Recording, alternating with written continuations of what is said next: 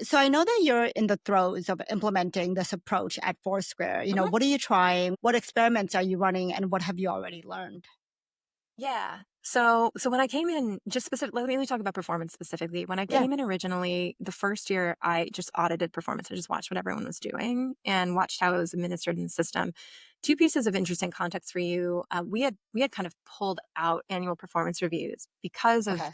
Gary, our CEO's belief that they're a little bit of an antiquated feature, like to just pull up once a year and talk about Yeah. performance is so unrealistic. Back to our conversation about the world and how it's changing, so unrealistic to have the actual operating cadence of a business. And so he had pulled that out, and the team that predated me had put in anytime feedback, which I'm a huge believer in. Setting up a system where people are actually giving genuine, helpful, meaningful feedback is is a big step to the future. However, that is a massive behavior change. And so to take out the kind of system and then shift to wanting people to behave in a certain way and wanting them to give feedback all the time is a massive change. And so what ended up happening is that on the ground, we kind of took out the formal structures and put in a more informal structure, but people weren't fully, it was actually adopted a little bit, but people weren't fully adopting it. And so we ended up downstream running into issues where people weren't getting the feedback that they needed to grow. And so when I Mm. came in, I started to observe how many performance improvement plans we were putting people on, and how actually, in some cases, those were the first time that people were getting meaningful and genuine feedback and they were improving. And so when I pulled up with Gary about that challenge that I was seeing in the organization, I started to do this kind of mad map of all of the different performance levers that we had and how they were not really speaking to each other. Like we were doing a calibration, but it wasn't really pulling in the feedback. We were doing the feedback and we had a career matrix, but we weren't necessarily using that for that. Like, so, and I just said, I drew it out and I said, this is a collection of parts. We need an ecosystem that actually works. Connects And it all. Yeah. yeah. Mhm. So we started off by defining what was important to us in terms of performance at Foursquare in today's world, in today's context, and informed by our leadership principles. And where we landed with that was this idea of team-based performance. So we Mm. fundamentally believe that high performing teams are more impactful than a team of high performers. That's our grounding belief. And then we translated that into behaviors at the individual level and at the team level. And we published that with the organization. So we did that first. And then from there, we needed to identify a piece of technology that actually supported what we wanted to do, which was to split the difference between Hmm. a annual review, which is a once a year kind of thing, and robust ongoing feedback. We wanted to create key moments where we checked in and collected data from people, but we had the opportunity to provide continuous feedback, continuous recognition year round, and continuous impact tracking. So we ended up going with a platform called Confirm. Have wonderful things to say about them. They're kind of a challenger in the space, and they are trying something very different than some of the other players. They are have a piece of their technology which delivers a network analysis called an ONA, and it does a very lightweight network-based question. So you ask people in the organization, like, who's a gold star player? Who would you flag for more support or attention? Who's influencing you? Who's energizing you? And with that very quick question set, you can get a really robust picture of the organization and kind of the talent density there. So we put that in place, and we ran kind of a performance check-in that was our step change from the annual performance review that set the baseline for how we're going to run this in the future. I really like that network of analysis because first of all, if you only talk about this once a year, you're not going to remember who are Of all the other course. people you worked with throughout the whole Of year, course. right? And I And it's think going to bias you to sometimes recency too. bias you to recency as well as like what you might consider big projects versus Mhm. maybe other people you collaborated with that were for a moment. Mhm. So one of the other things I really enjoyed about your article is how performance is actually the visible outcome of the invisible design that happens in culture. And that concept really made me think about all the tangibles and intangibles of culture. Like when we think about artifacts, right? Mhm. Unspoken rules, Mhm. whether they were created intentionally or unintentionally. Sometimes culture may look aligned on the surface, but actually the system underneath will tell you a different story.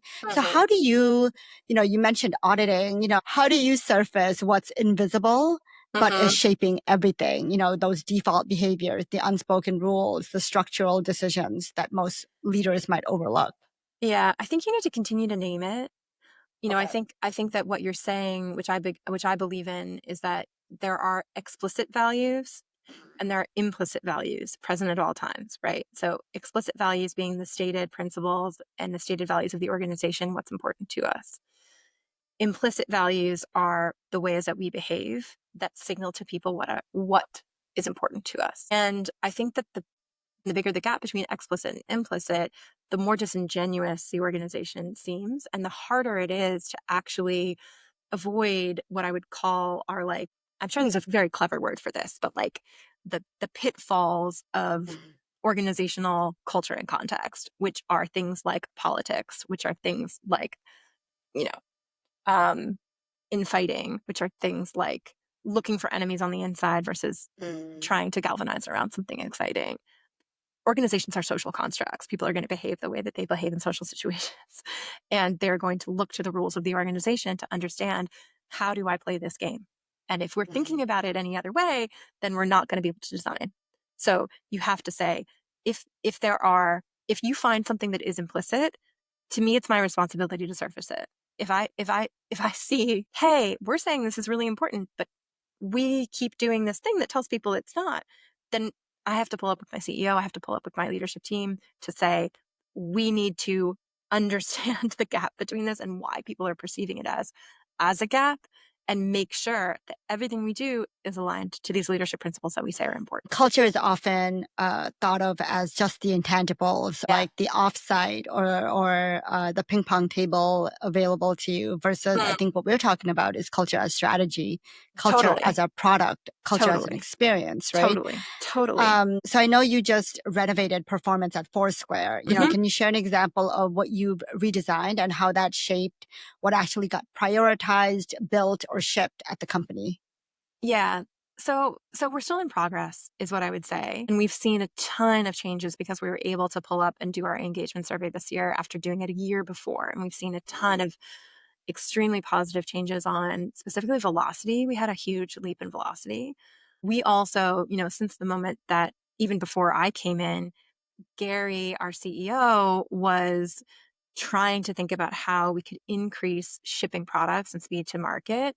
And that we have improved enormously. Like, if you look at some of the massive changes and things that we've gone to market with and gone live with over the past 6 months, you'll see much more activity from Foursquare than you've seen in the past couple of years. We've open sourced our Places data set. We've kind of renovated some of our major products. We've cleared out a lot of tech debt. We've been doing a lot of action-oriented things. And what we're trying to do in the system is move from effort tracking to impact tracking. So the way that it's recorded in the system is we actually ask people to pull up at any time and track their impact. And then we also do an intentional 3 times a year check-in on network and impact. So how do you do that? Asking people to evaluate or reflect on their impact more readily. Yeah. So essentially we do the performance system that we're using. We are running this very short network survey. And at the end of the network survey, it asks you, please track your impact over the past 3 to 4 months. And the impact questions it's almost like project based. The concept of, like, in schools, there's sort of a shift to project based learning. When you're operating in more of a dynamic environment like this, we're not asking people to kind of pull up at the end of the year and say, like, well, what did you achieve this year? We're asking people to track. Like a retrospective, right? Right, Yeah. right. We're actually asking people live to track projects and impact associated with those projects and to build that muscle. And even in that form that asks you to say, hey, share your impact, it also asks, who are your collaborators, and prompts you to ask for feedback from them, so that you have built into the system a project-based, collaboration fueled feedback mechanism that's focused on outcomes, not effort. The last conversation we were having made me think about something that I wanted to share with you, which is that when I started at Foursquare, we were talking a lot as a people team about what we wanted to be. And I pulled up an image of, like, Maslow's hierarchy and the way that I saw the people practices. And I said, at the baseline, if you're leading a people practice, you need the functional pieces of the organization to work, meaning you need benefits to be administered, you need people to be paid, you need the technology to work, people to be onboarded and offboarded in an effective way. Once all of that is running smoothly, you're able to go to the next level, which is how do we support growth and development? How do we make sure that people can thrive at this organization? And once you have gotten to that layer where you're supporting those kind of systems and more of the system design component, you can go to more of the cultural transformation piece, which is to say well, how do we connect our principles to the way that we operate and act and behave? But the pinnacle of the pyramid to me is that you've transcended to the point where you are no longer the one enforcing and reinforcing frameworks, the people are. That's the destination. Because even though my title has culture in it, I am not responsible for the culture. And I say this to my team all the time. We are not the culture. It is a collective responsibility. It's a social construct, and it is supported by the systems that we design and enable and equip. But success looks like other people saying, that's not our culture. We wouldn't do that here. Oh, you know what? That's a problem. And being a self-reinforcing system, that's kind of the actualization of a culture design exercise. Yeah, I mean, speaking of system and this tension between culture is actually everybody versus your team can be the shaper and the keeper of the systems that keep it going, right? You also said that you can't coach speed, right? But you have to architect it. Talk to me a little bit more about that. What does fast but sustainable look like inside a team, inside a company? Especially because I know there's a big connection between performance and velocity at Foursquare right now.